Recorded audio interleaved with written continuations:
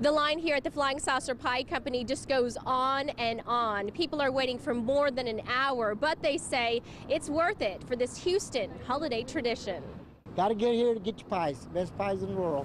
Jimmy Ortiz has been coming here and waiting in line for about a decade. Sometimes his wife even comes with him, like today. Then she needs my money, so let me give her my money, wallet and all.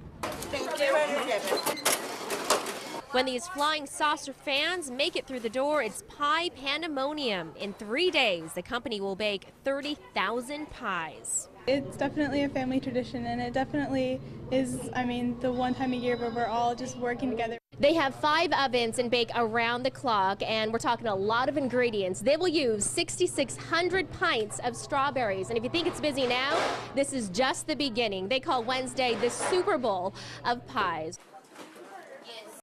The victim is 58-year-old Yolanda Aguilar of Bay City. She was in the car with her husband, a 2-year-old, and the toddler's mother. Tonight, Pasadena police believe her 65-year-old husband may have been the real target. A shocking and heartbreaking scene as Sky 2 hovers over the parking lot of the Houston Garden Center in Pasadena. The man below covered in blood after a deadly drive-by shooting. The victim, his 58-year-old wife, Yolanda Aguilar of Bay City.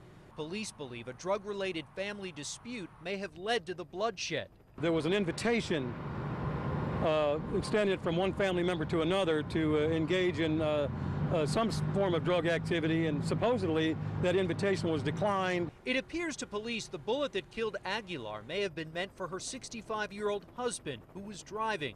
Another woman and a 2-year-old were also in the car, but were not hurt. Mark Landrum was on his way to work at the Houston Garden Center when he noticed all the squad cars and yellow crime tape. His brother, who also works at the store, told him what happened. I think it's crazy that this happened over here. It's crazy.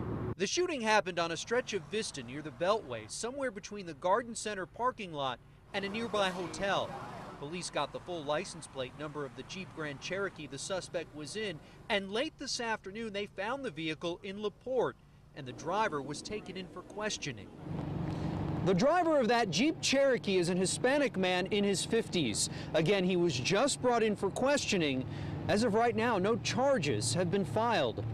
In Pasadena, Andy Sirota, KPRC Local 2. News of Sasha McHale's death is bringing much-needed attention to lupus, the very mysterious disease that affects more than 1 million women.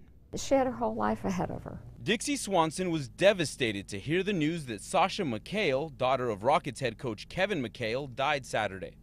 The 23-year-old had been suffering from lupus, a painful autoimmune disease that targets mostly young women between the ages of 15 and 45. I have an inkling of how much she suffered. And Swanson should know. I'm Dr. Dixie Swanson, Channel 2 News. She was working as a pediatrician and Local 2's health reporter when one day in 1992, she started feeling fatigue. And I was having pain all over my body. Things began to add up. I went to see a rheumatologist, and she diagnosed me. Lupus ultimately cut her career short, but not her life, as she continues taking dozens of medication to keep her immune system as healthy as it can be. The Lupus Foundation of America says in Houston alone, more than 30,000 people are affected by this mysterious and incurable disease.